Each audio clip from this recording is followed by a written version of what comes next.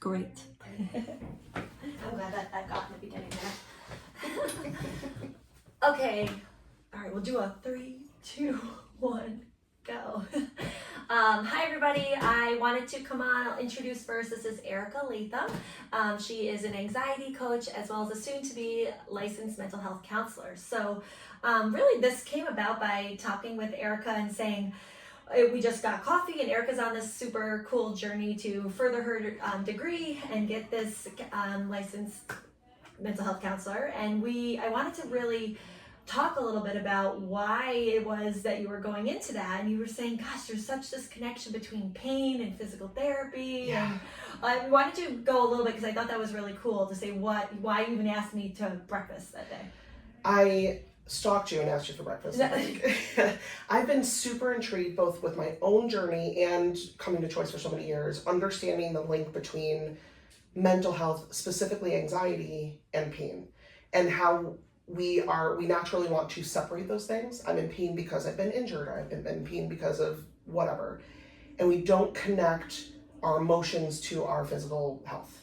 And so I wanted to ask you how you guys treat that here and how you address it if there's a client who has pain and it might be related or exacerbated by mental health issues. So, bingo. Yeah. That's sort of what I was like, gosh, it's on our past medical history form. It is a one box that says anxiety/depression, select if yes. And so after talking a little bit more, I was like, truthfully, I don't know what every single PT does in that next step. We read it, we see, okay, history of cancer. We sort of know those follow-up questions. We see osteoporosis. We know all these different past medical history. And I was questioning, what do we as PTs, not just at Choice, but also as a profession, what do we do when a patient selects and is telling us we have anxiety and depression? So we wanted to just put May as National Mental Health Awareness Month. So we wanted to change things up a bit, and we'll talk about that. But the biggest thing was really trying to connect with somebody who's an expert in the field and to say, how can we serve our patient population more than what we're currently doing on the musculoskeletal neuromuscular world with their mental health? Yeah. So I guess first with that, Erica, what are some considerations that you think we should do as physical therapists too when somebody selects that they have anxiety and depression? What would that next step be?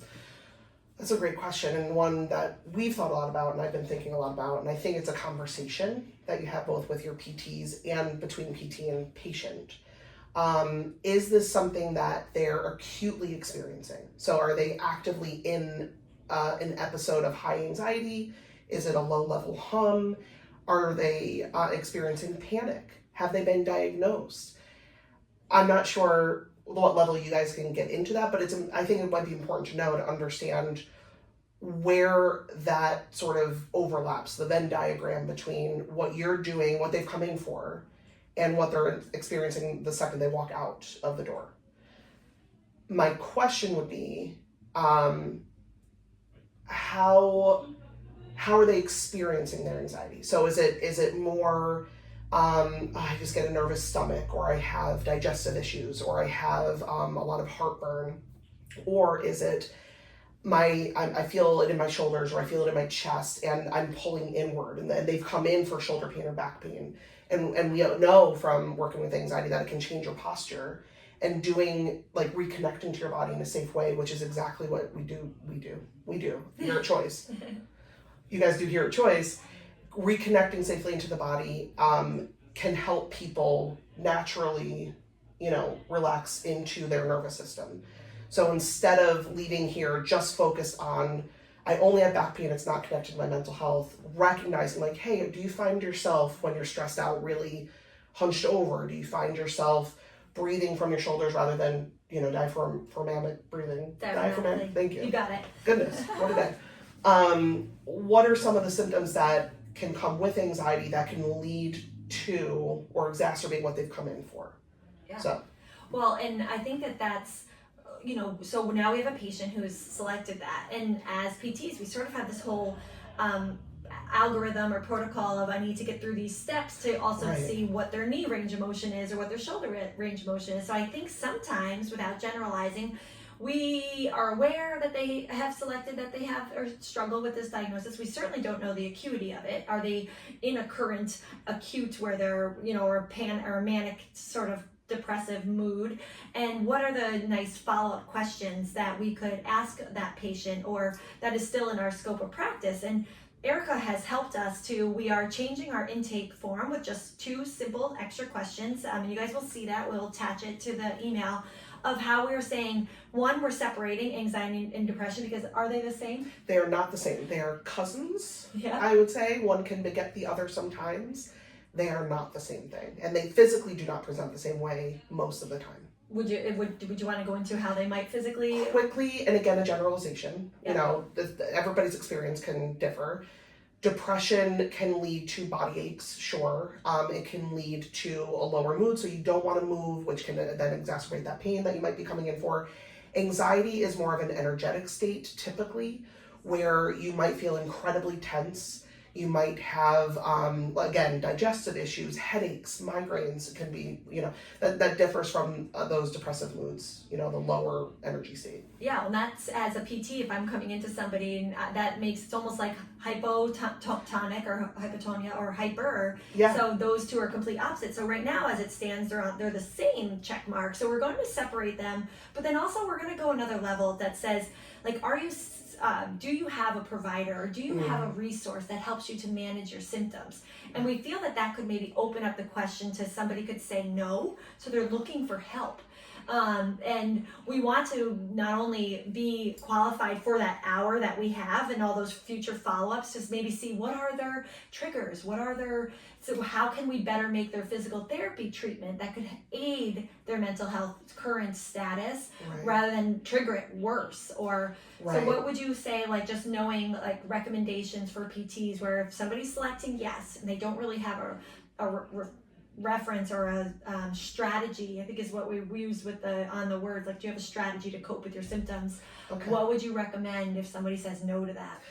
I would gauge your practitioner's comfort level and saying, would you like a recommendation, or do you know where to look? So places like Psychology Today, they can check with their insurance company.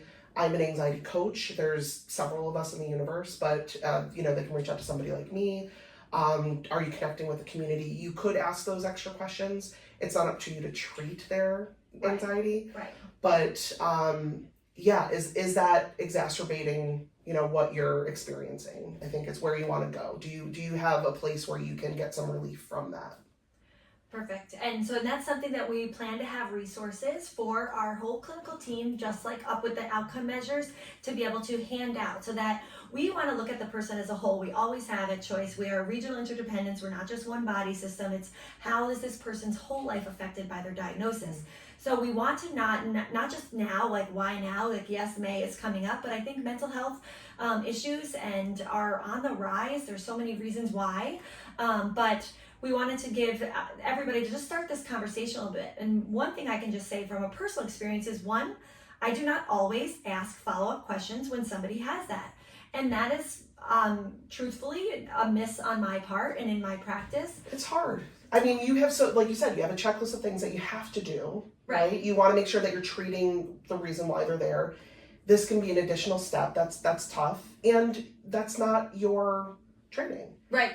So it's hard to know what to you ask. almost fear it, because you're like, Yeah. if somebody starts totally or what's the word? Unburdening their soul, Yes. because they feel comfortable with you, because you've created a safe environment. It I don't want to say it's a double-edged sword, but that is something to be aware of. Yes. I think one of the best things, if I may, Yes. give a recommendation, you guys are so good at creating a safe space. You guys are very trauma informed. If they've indicated the yes, no, yes, I am experiencing this, no, I don't have a practitioner, or even if it's a yes, taking that extra step to ask them additional questions when you're working on their body, making sure that they're physically feeling grounded and safe. We're maybe taking an extra step to explain the movement, or definitely taking an extra second to say, can I touch your arm? Can I touch your arm? Can I touch your back? Especially if they can't see you. If somebody's acutely anxious, it's like being heightened all the time. And a little bit of touch can make somebody feel unsafe, where they won't want to continue the exercises or won't want to come back. So if there's a suggestion in this little conversation, making sure that you take the extra step just to ensure that they understand that they've been seen in that checkbox. Hey, I see you've experienced this. Do you have a resource? Yes, great. No, have you been looking into that? I want to make sure that we're grounded today.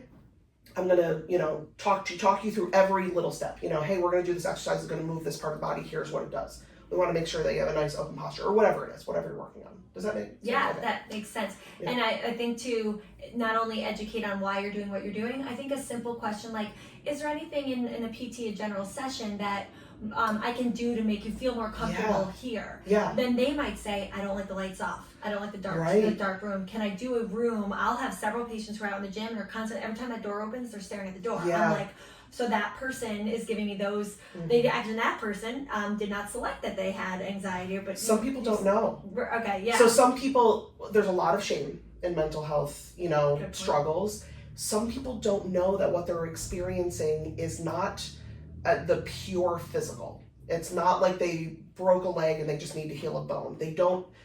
I didn't for years. That's why I'm doing what I do now. I didn't know that what I was experiencing was a combination. Our emotions are so closely connected to our physical experience. So they might not know, but if you notice that they're a little, what's the right word, hypervigilant, or they're a little jumpy, or even just asking, hey, do you like the door open? Do you like the lights on? Do you like, do you want to chat with people? Do you want isolation? Like, what do you need? If you notice that they're doing something like checking the door a lot, hey, I've noticed that. Is that, is this a comfortable movement for you? And, all these things can play in. They are additional steps into your day as a physical therapist, but I think that they might make the next steps a little bit easier. Good point. Yes, because if you can break that, we talked about the sheet in front of the face. Mm-hmm. So, and I can maybe do this to the camera, but if you have a patient who all they're thinking about is their depression or their anxiety or what it is that you actually can't get through to them. You can't really get to them, to their full being. So you might be working on shoulder, but you still haven't addressed the hand in the face or the sheet in the face, the elephant in the room. So having that conversation and letting them know, I do see that this is a diagnosis that you have indicated. Let's talk about it for a few minutes if you're comfortable with that. And going that extra step as a doctor of physical therapy, but also somebody who looks at all systems, not just musculoskeletal, neuromuscular. Yeah. All right. Is there anything else that you think it was really pertinent for this specific case? Because we can talk about this further. I was even thinking of if we wanted to go in May, we might have Erica come on to one of our Wednesday meetings, do like a broad-based Zoom. Broad? Oh yeah, right. Sorry. Branding tag. Yeah, that's my brand tag. I was going to say it. But anything else that is really important? Two little things. I actually heard something in the car yesterday that I wanted to bring up, and I think it kind of goes with the theme of choice in general. But, I'll say that. I don't want to get it wrong. But a lot of times in mental health, we